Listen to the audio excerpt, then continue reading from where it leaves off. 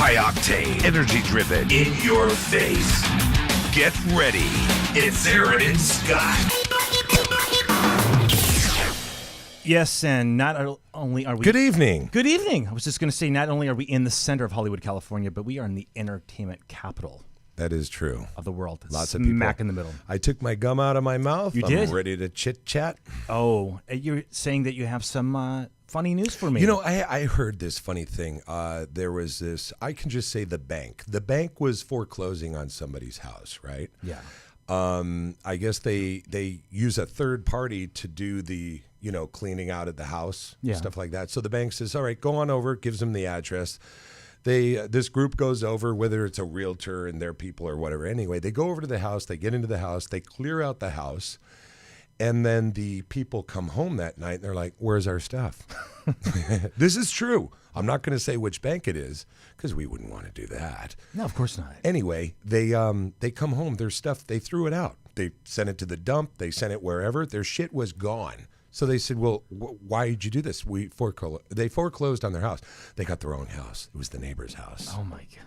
So I guess there was some sort of a lawsuit, and I don't know what came out of it, but I just thought that was a really funny story. That could be actually a really good thing, because what if you're planning to get new furniture? I was saying, let's get in there somehow so they make that mistake. Because number one, they're probably going to pay off the house. Right. They're probably going to furnish them with brand new state-of-the-art appliances and furniture. Of course. I tell you, if any banks are listening right now, go in, clear out my place, because I could really use some new things. That would be nice. I'll go one step further too. You could take my car. Not really. I like my car. You have a nice car. Don't fuck with my car. You've got like a Men in Black type car. Yeah, it's serious. It is. It's one of those town cars with the big trunk, lots of body room for the Sopranos. It's a mafia car. Totally. So what do you have here? What do I have? What's the latest? Justin Bieber? Yeah, he's actually changing his last name. I guess he's getting he's getting a lot of death threats. Are you serious? Yeah, people. Well, he moved out of the house. Khloe Kardashian moved in. He's changing his last name from Bieber to Bieber. You're kidding me, aren't you? Because I keep fucking it up. He's not really getting death threats. I don't know. He might. Remember when I was telling you the story where he had his wax figure taken out of New York, the Madame Wax Museum? Yeah, it was a month or so ago. But they took out his wax figure because people were abusing it, molesting it, and touching it, licking it, biting it, stabbing it. How much it. wax would be left of it if you were shooting it, burning it? But no, people were also choking the wax figure too. Last time I went, I said, "What's that? A candle?" They said, "That's the leftovers of Justin Bieber." Go ahead, lick it or kick it. Where's the wick? You're either a lover or you're a hater. That's not a wick. That's his dick. Anyway. Oh, that's terrible. This is where we light it, yeah. So no real news on Justin. No. I was looking, though, for you. Bieber. I think he's kind of staying low right now under the radar. But you know what?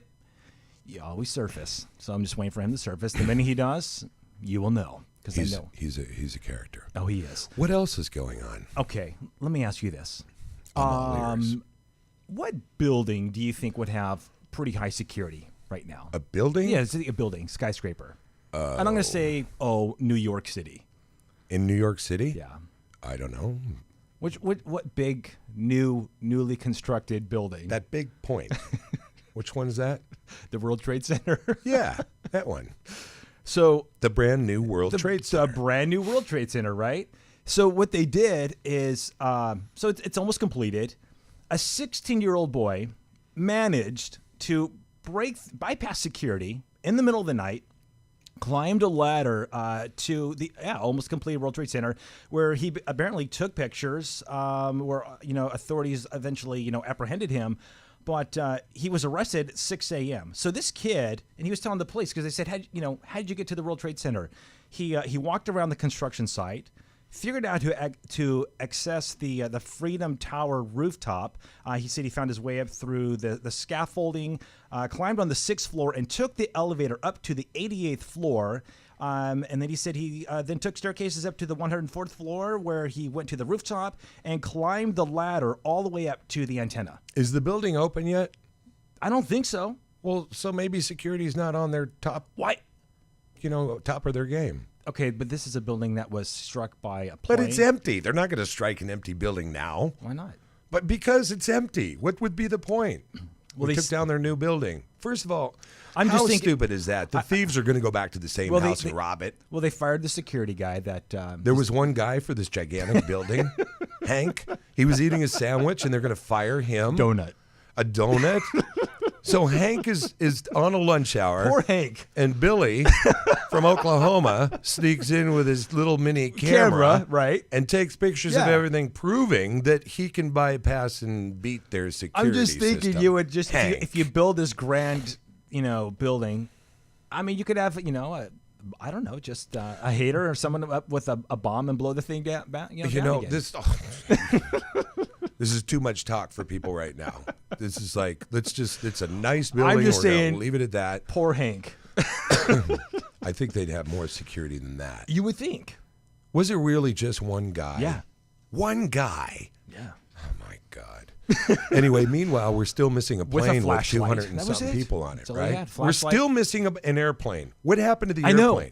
How come it is that anybody can find anybody by their cell phone, but a whole fucking jetliner full of people, everybody loses that? Yeah. Well, where'd it go? Where'd it go? Where did... it reminds me of those stories of like the Bermuda Triangles, the planes would go and just disappear, vanish. Yeah. That's what that reminds me of. But it wasn't even in that area, though. No, it wasn't. Where was it exactly?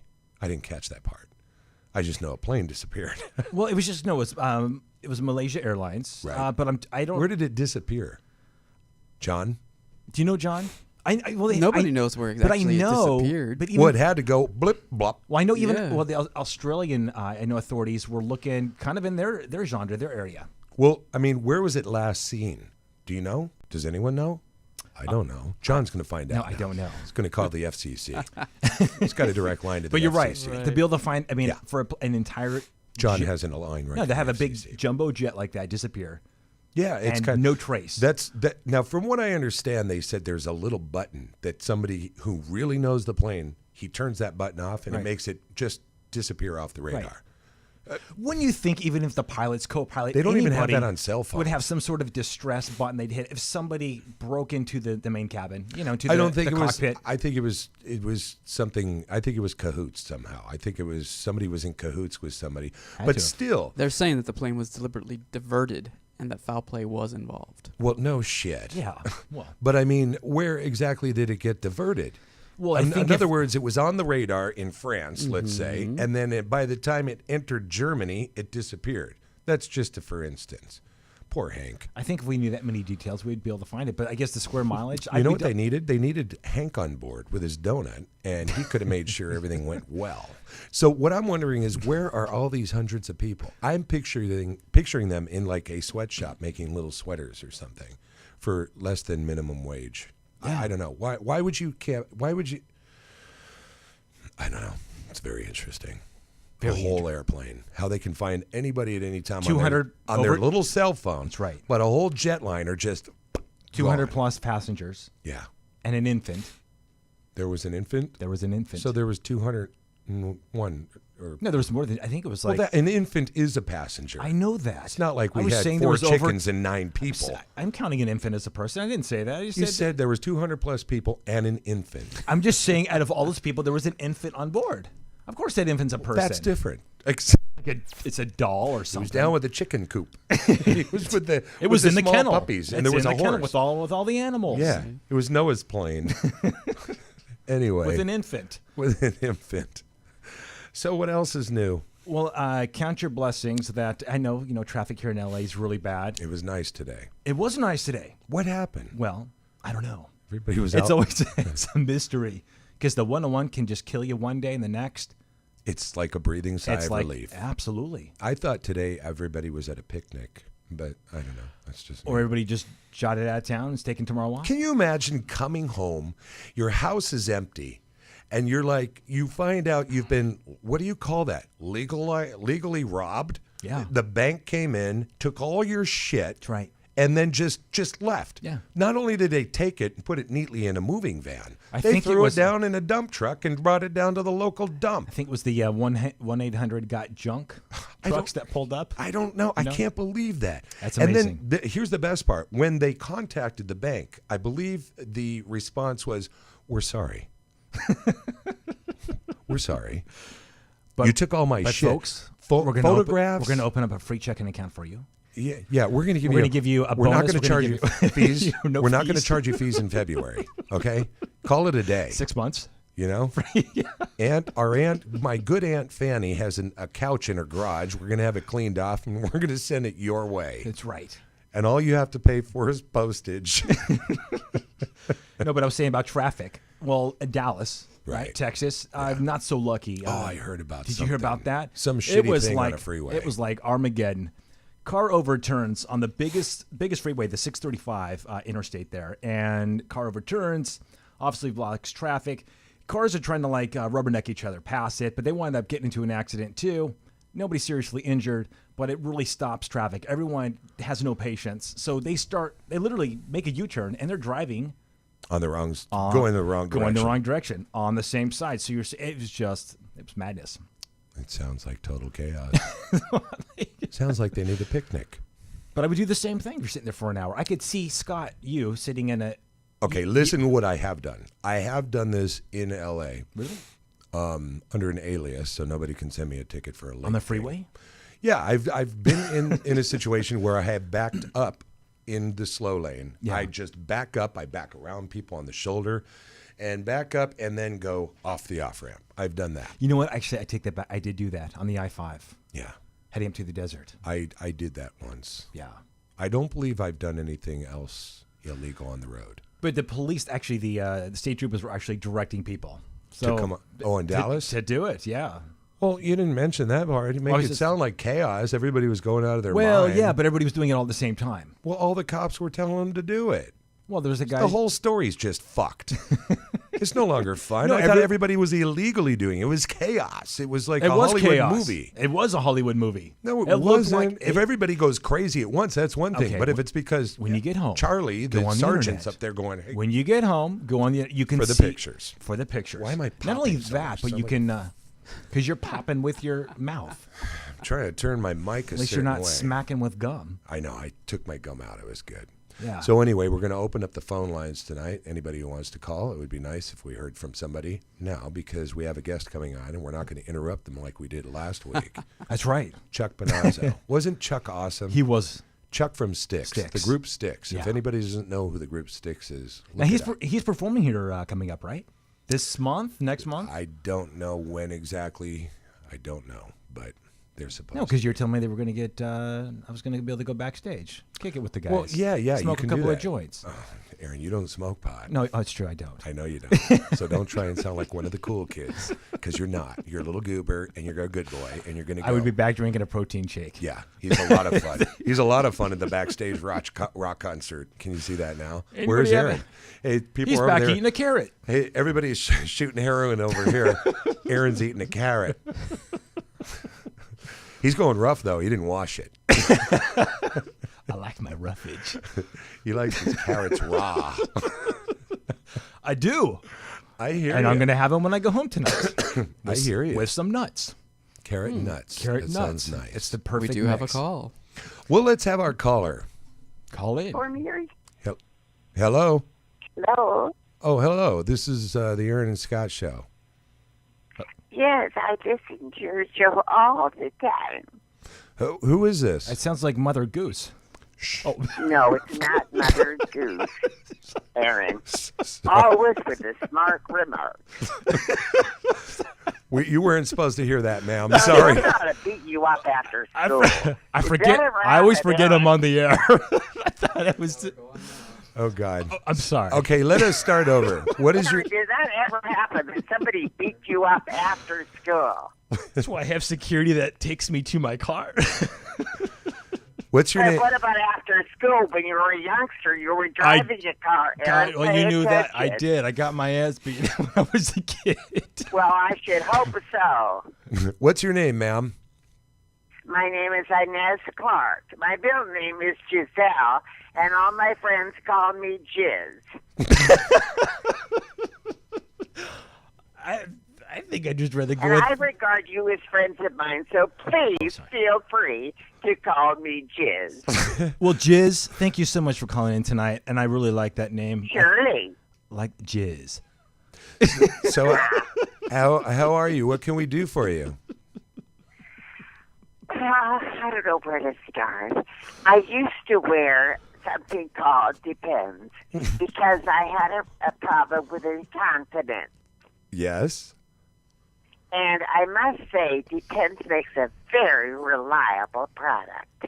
That's fabulous. I haven't experienced that I yet. thought it was for the longest time. I recommended Depends to all my friends, and even my granddaughter, who is not incontinent, she started wearing Depends. And my whole family, I have to tell you, I think they're all in Depends. But of course, the babies have their own kind of Depends with their pull-ups and all. This is fantastic. It must be quite a family portrait. Well, I'm careful what I eat, so that my Depends is not loaded. I like Too that. loaded. All right. Okay. So it keeps everything tidy and tucked away. Very tidy and inside the diaper. And that way, when I get home and I clean off myself and I take the diaper off, why, everything is contained in a small little section that I can I can't flush it down the toilet because I got into trouble with the plumber because it's tough to drain. And I would recommend that if you two wear Depends, and I'm a little bit psychic, something tells me you two gentlemen wear Depends. Well, I think right now I probably should be wearing Depends. So I actually it'd be pretty accurate to say, Jizz, that you jizz your Depends. Or jizz in your Depends. Wait a second. Whoever's talking right now is definitely wearing Depends because I'm psychic. And let me hear from the other one. That would be me. Oh, my Lord, you're wearing a double. How come you're wearing two Depends?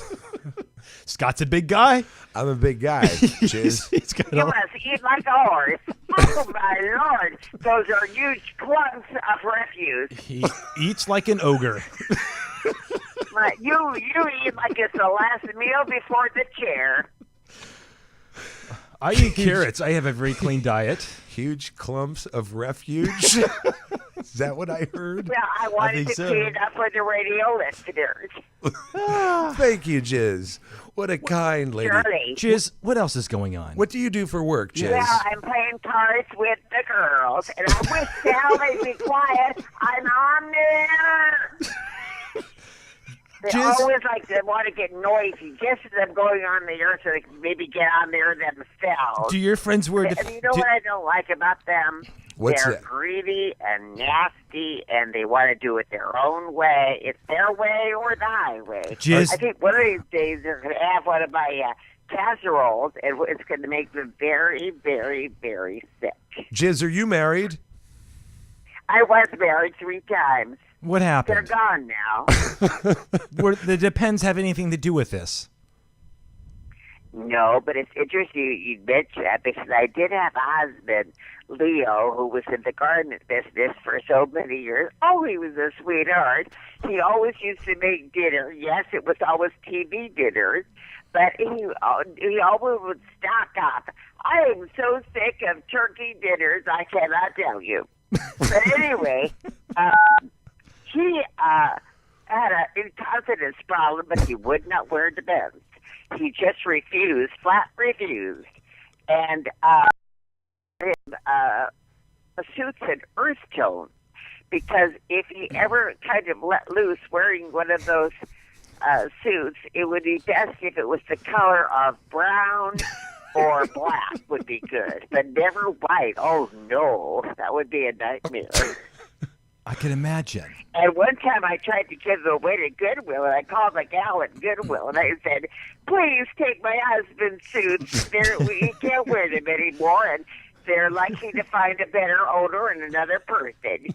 And she said, well, are they in good condition? And I said, well, I wouldn't put them say they're in good condition, no, because my husband is incontinent, and there is some fecal spillage that is in the pad area. So, Jizz, did these suits find themselves to a thrift store by chance? And if somebody, they'll take them. They will take them, and they will sell them. But I advised her. I said, "You've got to dry clean these first, Al, because I'm afraid that the fecal matter has spilled onto the fiber and the fabric." Oh, somebody's wearing a fecal fiber. Jizz, suit. what was your second husband's name? Oh, his name was Irving, and he was a doll.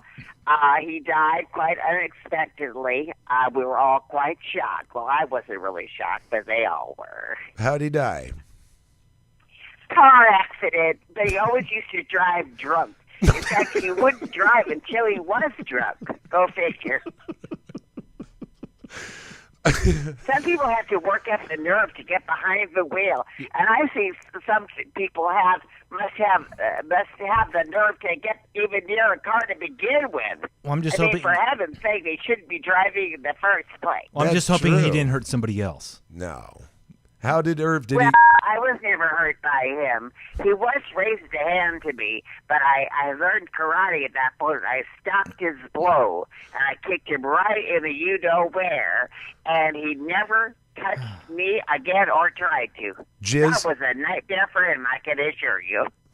Jizz, what was your first husband's name?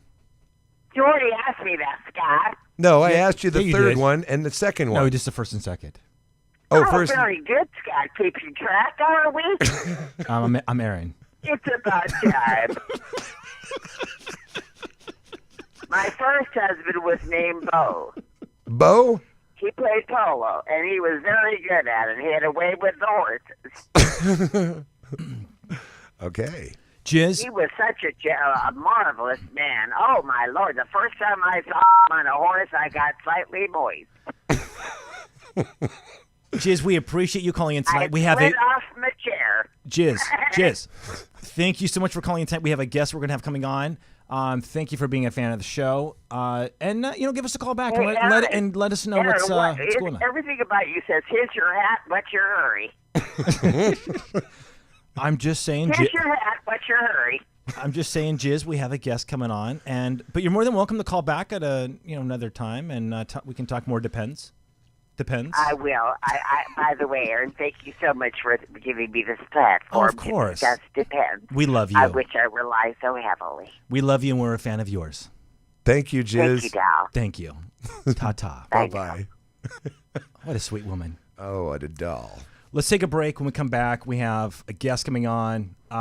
This guy's a writer. He's an actor. We're going to introduce him when we come back, and we're going to turn up the heat. Things are going to look crazy in the studio.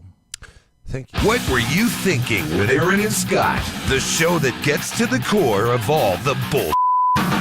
Thursday night, 6 p.m. Pacific, 9 p.m. Eastern. In a world where developers compete to promote their apps, in a time where advertising is key to your success and profit on any app store, create stunning app demo videos with the voice heard around the world. Make your app stand out among the rest. For commercial use on websites, trailers, YouTube, and more. Some restrictions may apply. Visit appcodesource.com and order your custom voiceover today. You know, we here at the studio are really athletic guys, and as a result, we're always pulling this, overstretching that. You know how it goes. You get hurt from time to time, or you just sleep wrong and wake up with some sort of ache or pain. But no matter what the situation is, we choose who we consider to be one of the best chiropractors in L.A., Dr. Chet Millett. Headaches, backaches, neck aches. He's the guy we trust with our pain. Dr. Millett is located at Body Structure in Hollywood, California on Cole Street across from Gold's Gym. Seriously, we know this guy. He's got the experience and expertise, and he cares. That's Dr. Chet Millett. Give him a call at 323-469-8062 or look him up on the web at bodystructurela.com, or you can find him on Yelp. Dr. Chet Millett. He's the guy we trust with our pain. And we're back in Jizz free. Jizz Free. Ladies and gentlemen, we have Michael Varrati in the studio with us. Hi, Michael. Hello. We're wearing our Depends. Are you wearing your Depends? Wearing your Depends? Today's a Depends day. Well, how does one really follow the incontinent karate widow? Like, this is a tough act. I was just telling you that. I'm like, we gotta top this. Today's Depends day. Today is Depends day. Yes, we're all gonna wear our Depends. Oh, but no. So Michael is not only is he's very talented as a writer, actor, but a very good friend of mine. Yes. And taking a time out of his busy schedule to come into the studio with us this evening. Oh, I'm happy to be here. Definitely. Yeah, absolutely. Yep. So tell us. Now you're actor, writer. I'm going to assume your love is writing first. Would that be your first love? Yeah, absolutely. I've always been interested in telling stories. I used to write stories as a kid for my parents, and that's my passion. I write every single day. Right. Not only do I write movies, I'm a columnist for a lot of different publications. I'm just generally always looking for something to write. The acting sort of happened because I do have a passion for film. I really like motion pictures. And I always wanted to write them, and so it just made sense that would be where I would naturally take my writing. And that's... What are your columns? Some of your columns? Well, I have a column in the Huffington Post. Really? Yes. I do. Oh, that's nice. Look at him, like, of course. I also I write about YouTube and various multi-platform digital things on a website called Video Inc. News. I have a column. My longest running column is on a website called peacheschrist.com, which is through the production company of Peaches Christ, who is a cult icon in San Francisco. We've worked together for a long time. I write a column for her. I'm always writing. Tell me about the Huffington Post. What do you write on there, for instance? Generally, it's usually pop culture oriented, but I have in the past tackled politics. Like a couple years ago, Bill O'Reilly decided to say that gays were responsible for the war on Christmas. So I just wanted to talk to Bill a little bit about how he was kind of mistaken, because I think gay people make Christmas better. Because when you look at, say, a Christmas tree, what is a Christmas tree but evergreen and drag? Like, it's... That's right. So these are the kind of things that I do. I called Billy Graham out for some... Southern ignorance, I guess, during the North Carolina same-sex marriage vote. So usually, I guess, a lot of LGBT politics, but I've crossed the board on a lot of different things.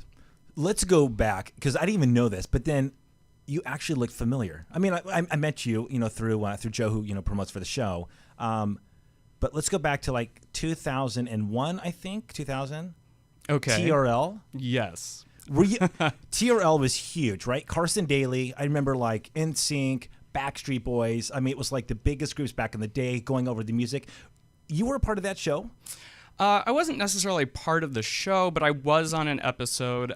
It was, I believe, June 15th, 2001. I had gone to New York City right after graduating from high school, and I had done a trip there. And I kind of was intent on getting on TRL. It was just one of those things I put out into the ether, and decided that I was going to make it happen. And I literally had no summer job. I was in need of a summer job, so that's what I decided to kind of make my pitch to MTV. I wrote a sign like a lot of the kids did, and I put, Carson, I need a summer job, and I went down to 1515 Broadway, which is the studio in Times Square where they used to do TRL. And I went there, and before the show even started, one of the PAs for the show, or a producer or something, saw the sign and was like, "We're going to put you on the show." Like, it looked totally unplanned on TV, like I was brought up, but it was all pre-planned before I made it to air. And so in the episode, I was hired by Carson to wash Mariah Carey's car, which they had in Times Square at the time. And I did a segment in the studio with him, and then they took me out to the street to wash Mariah Carey's car, which I'd never touched. That's like the secret of the episode, is I was like, I never ever touched that car. They made it look like I was watching it, but it was kind of like, you scratch Mariah Carey's car, like your ass is going to get handed to you. And then Carson came outside and we did a segment together, and then we wrapped up in the studio. He gave me $20. We hung out. I did this whole dancing thing with some girl during the end credits. I made a terrible joke about Dr. Dre's cars, like how I wanted to wash them next. I was, 19. That little bit that you do, that you did that come on anything else that you did, or was that just like a I just thought it was kind of funny when I read about that. So I was, it rarely gets brought up now because it was so long ago. Yeah. But at the time, MTV, of course, is a totally different beast than it once was. But at the time, TRL was the biggest thing on television. Huge. Okay. What the fuck is TRL? Total Request Live. Yeah. So what happened is they would I do had this no idea. thing. Where have you been? Every day where they would count Good down the top Lord. 10 music videos Nice. of the day, and it was voted by fans. So like Okay, if you were like an okay. intense fan of like Sheryl Crow, she was never on TRL. But if if you had been, you could have voted, and it would have. What's it stand for? Total Request Live. Okay. Total Request Live. This was Actually, I'm going to take that back. I'm sure Sheryl Crow performed on, I think on she TRL. did. Yeah. I don't like But it like had- Sheryl Crow basically, fans it was to be the like writing to me biggest like that. singers. Yep. I mean, Madonna. We're talking. I mean, the biggest singers yeah. that would go on the show, interview. They would bring in a small group. It was huge. Was this like an MTV spin-off type thing? Is that what you were saying? No, 'Cause it was on MTV. Yeah, it was on every day. It was one of the biggest watched things at the time. and worldwide, right? Yeah, huge. Yeah. Like it was a tastemaker. Record companies would watch absolutely. it like to keep up with what was Yeah, going yeah, on. They yeah. would right. Okay. Okay, I just wanted to touch on. I don't want talk the whole session on TRL, but I just wanted to bring. No, it up. it's cool. No. We were talking about MTV before you walked in. He was telling me he's a classic rock fan. So yeah, it's also since he was a kid, since you were a little kid, right? MTV was your thing. You were saying. I love MTV. I really do. When I was growing up, my mom was actually really into MTV, and I think that. Well, I wasn't as hip as she was when I was growing up. Like, I always had a lot to live up to because my mom would always be, like, watching MTV, and she'd be like, oh, this is the new Nirvana music video. And I'd be like, oh, I don't know about this. I'm scared. But it was always on in the house, and I really kind of got into the whole pop culture of it. And I loved the VJs. I loved the whole idea of this kind of instant pop culture. And MTV was that for a very long time, for a whole generation. So Yeah, That's awesome. I loved MTV. Now, did you know this is cool too? Because I mean, also not only you're writing, but you're also acting. But Yes. some of the people that he's worked with, actually, we've had on the show. We had Adrian. No, we didn't have Adrian King, but you worked with Adrian King from Friday the 13th. Yes. Also Amy Steele. Mm-hmm. We had Caroline Williams on the show, which Yes. was on, and she did Texas Chainsaw Massacre and Hatchet 3. Yes. And he was in a movie with Michael Berryman. I Were was. you? I Worked with the Michael Berryman from Hills Have Eyes. I was. It was a movie called Erebus, and I play a photographer who works for a paranormal magazine. And in the movie, me and my team travel to this island off the coast of Rhode Island to investigate the goings-on at this house. And Michael plays the proprietor of the house, or the caretaker. And so I had a couple wonderful scenes with him. He's a wonderful man. And the truth is, we actually did have to go to an island off the coast of Rhode Island when we shot it. I flew into Providence, and then they put us on this ferry out like an hour out to sea to this little place called Block Island. And it was one of the coldest weekends of my life because we shot in April when this island, which I guess is like a popular vacation spot for millionaires, they were all gone because it's Rhode Island in the middle of like winter. So a lot of the scenes that I have with Michael Berryman and the other actors were outside, and we look like we're having this kind of like jaunty conversation in the spring, and it was freezing. And so in between takes, we would actually run and get in cars where they had the heaters on to like wait while and it was raining the whole time, and the crew had to like cover. But it was great. He was wonderful to work with. I had a great time on that set. How long did you work with him for? Was this like a week, or how long was the shoot that you guys worked? It was a long weekend. It was just for me. I did I think 3 days there. Right. Michael was in just for the day. Yeah. So, but most of the scenes that he's in the movie, I was also in. So I got to spend. What's he all the time like with him. working with him?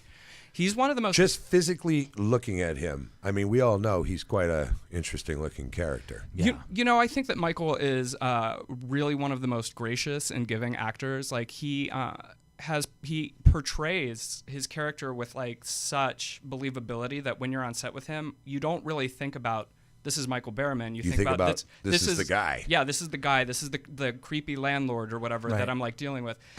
And you know, I think that sometimes a lot of his physicality is what people mention, but he is a phenomenal performer. He was in One Flew Over the Cuckoo's Nest. Yeah, he worked with John Hughes, and he has been in some amazing movies, and that is not just because he has a unique look, but he also has the chops to pull it off. So, yeah. He's a really giving guy, though. When he was on our show, I mean, absolutely, just because he does charities. And Yep. no, he really does. He's a very he was just Did you see The Hills Have Eyes, the original? Yeah, no, I'm a huge old school horror fan. So yeah, it's amazing. Good. Which just actually most of your so writing, eerie. well, most of his writing is more horror genre. Do you do comedies too? I'm actually breaking out into my first kind of rom-com right now. I'm co-writing that with Sean Paul Lockhart, who actually was in Chillerama, which was a horror movie. So it all kind of comes back, but Right. it's strange. It's a very unique thing. We just announced it. We're in the process of putting it together, and I've got 90 pages where I don't get to kill anyone, and I'm just like, what do I do? I guess these people actually have to Get along. Yeah. Okay, so I always like to ask people in the horror genre area, what's your 5 favorite horror movies? 5 favorite horror movies. Well, that's a bit, usually people just ask what your favorite is, so that's No, good. because it's hard. It is hard. It's like your favorite song. You have like 10 that are equally favorite. Well, I always say Night of the Creeps, which is a movie directed by Fred Decker, who also did this great movie called Monster Squad. But Night of the Creeps was this wonderful 80s film starring Tom Atkins that is basically if John Hughes made an alien invasion movie. It's a wonderful kind of slapdash. It's like the pinnacle of 80s horror films. All right. There's an Italian movie called Cemetery Man or Della Morte dell'Amore that I really enjoy for atmosphere. American Werewolf in London for sure. What's that? That's 3. Probably Poltergeist, because I think Poltergeist breaks a mold that a lot of people don't realize. It's a terrifying movie, and no one dies. It's one of the few horror films where everybody lives to the end. That's true. But it is. Is that the one where everybody died in real life, though? Yes. Yeah, How's that for ironic? Yeah, there was some back end. Guess they got them in the end, huh? Exactly. Poor Caroline. All right, number 4. 5. 5. Nightmare on Elm Street. I Yeah. love it. You don't like Halloween, huh? I love Halloween, but I think that John Carpenter is a completely different discussion, and this is something that I recently was just talking about. John Carpenter, in my mind, transcends just the genre, and the fact that I think that he is that rare auteur. And what I mean by that is there are certain filmmakers who, when you turn on a film of theirs and you watch it, you may not have seen the opening credits, but within a few minutes you say, this is a John Carpenter movie. And that is the work of a master, that they can put a stamp on something that so I really think that he's beyond horror. Of course, he's one of the greatest horror filmmakers of all time. Yeah. And if just run through The Fog, Halloween, They Live, The Thing, these are all amazing movies, but I feel like I have to talk about him in a totally different context. How about Wes Craven? I think Wes Craven's great. Yeah. I really do. Well, because Wes Craven's a tastemaker in a very different way. When you're a filmmaker or an artist, a writer, a painter, whatever, to have one work of art that completely redefines the zeitgeist is a gift. Like not many people get that once in a lifetime. And Wes Craven has done it not once, not twice, but 3 times. Because in the 70s, with the original Last House on the Left, he reset the mold for drive-in exploitation movies. In the 80s, he did Nightmare on Elm Street, which for the whole generation was what horror was all about. And then with the Elm Street movies, they kind of became the pastiche by what slasher films were, to the point that it became a joke. And so he did Scream in the 90s, which kind of lambasted the very genre he helped create. Yeah. And that's genius. And so in that way, Wes Craven has a career that I think a lot of filmmakers would really want. Nice. Have they influenced you as far as your writing and your style and what you're creating? Yeah, I think so. Because I think it's probably very not. When people try and act like they're not influenced by these things, Sure. You are, because we're all exposed to the same pop culture. And if you're a horror fan, you're watching Wes Craven, you're watching John Carpenter, you're taking in these things, and so elements of that seeps into your work because that's what horror is in our mind. What Stephen King does, what Clive Barker does. So yeah, I would definitely say that there are elements of what I saw in their films and what I do. But I'm just a fan of film in general, so a lot of times when I write movies, the influences or the places that I go are kind of outside of the genre, because I think that it's important to bring new elements in to keep the genre fresh too. Right. So let's talk about what you're doing now. So you're writing Tales of Poe. Yes. And What is Tales of Poe? Tell me about that. So Tales of Poe is an anthology film directed by Bart Mastronardi and Alan Rokelly, and the anthology aspect of it is that it is 3 tales of Edgar Allan Poe that are told in different aspects. And I wrote one of them called Dreams, which Caroline Williams was in. I think she talked about it when she was here. Yes. And what happened was Bart had launched this project and wanted to tell some modernized versions of Poe, or kind of surrealistic or artistic versions of Poe in a new way that had never been seen before. And Bart and I were working together on a film called Razor Days, which is a movie directed by Mike Watt, a Pennsylvania filmmaker. And when we were working on this film, Bart told me all about this Poe project and how he wanted to adapt one of Poe's poems as well, because usually people will do the stories like The Mask of the Red Death or, things like that. And I really liked what they were doing when he explained the project, so I kind of just weaseled my way in. And I was like, well, I'm a writer. I should totally write the third part. And it worked. And so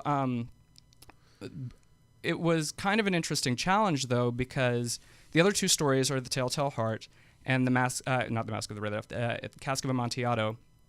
And then mine is the poem Dreams, but whereas the other 2 have narrative structure and characters that previously exist that they could play with, mine was just abstract narration. So I had to go in and create new characters and create a whole landscape that didn't exist, which seems like it should be easier because I could do whatever I want, but it's a very daunting thing because how do I add to Edgar Allan Poe? Right. Because that is the undisputed master. That's kind of like, it's a very ballsy move to kind of say, oh, yeah, I'm just going to throw stuff in here that he didn't. So there were no guidelines for you. I mean, you really kind of had to create everything. No, that's true. Everything that exists in that story, the characters anyway, were based on other things that I was pulling from, but I felt would fit well with Poe. Right. So the character that Caroline plays was written for her. Like I knew that she had an interest in the project. So and that was the same with Adrian and Amy.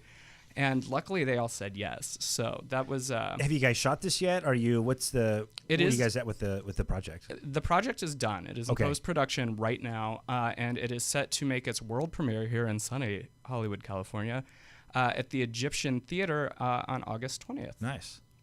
Yeah. Very cool. And everybody, I think, will be here. It's going to be a big red carpet to do. So. The Egyptian. Yeah. Nice. And then what's the what's this other? Is it a Dracula or? The Sins of Dracula. Sins of Dracula, yes. So the Sins of Dracula is about as far away from Tales of Poe as you could possibly get, because I think Dreams and Tales of Poe is really where I got to flex kind of like my appreciation for David Lynch and surrealism and get very kind of heavy artistic. And the Sins of Dracula is me exploring that silly side of horror that I also appreciate, like when I grew up watching things like USA Up All Night and seeing like the cult kind of camp classics. And there's this amazing filmmaker who I have worked with on a few occasions now named Richard Griffin, who's based in Rhode Island. And he came to me to do kind of a parody of Christian scare films. And if you don't know what those are, in the 70s, a lot of church-based organizations would produce these videos that were what we now call Christian scare films, and they would take a topic that was considered sinful and show like the detrimental aspects of what happened to the children who like partook. And it would be like, so smoking weed, Billy is now a crazed serial killer who's going straight to hell, or something like that. And his brother Danny, who beats off all the time, had hair on his palm. Exactly. Right? Yeah, they would. It was always like I remember those crazy whack jobs. Yes. So they electrocute them too and shit too. Yeah. And it was like always the like most extreme example that like never actually existed. And so we wanted to do a Christian scare film, but I thought to myself, what if Hammer, which was the company that used to do all the Christopher Lee like vampire movies, had done one of these. So Richard and I kind of talked it out about what a Christian scare movie that featured Dracula would be. And this is interesting. So this just went. Well, wait for it. So what it is, I like it. I want to know the Sins of Dracula. Yeah, so it's the Sins of Dracula, Yeah. and the plot is Billy. I used the same name that they usually used in all of them. Billy is a member of his church choir, and he just loves singing for Jesus. But he is tired of singing solely on the weekends because it's the only time he gets to, so he decides to join the community theater. And what is more horrifying to the church than the liberal-mindedness of actors? So they... what happens is it turns out the community theater is a front for a cult that is trying to raise Dracula from the dead, and it gets really out of control. Wow. So It's going to upset a few people. Huh? yeah, I'm not really worried about that. So There's no. No, I such- mean the people there's no in the such thing town. as bad. I mean the people in the town. There's no where such thing this- as bad publicity. Yeah. It's you're going to attract. No. I mean, it's going to upset the people in the town. Oh yeah. You know, Oh, yeah, at yeah. the church.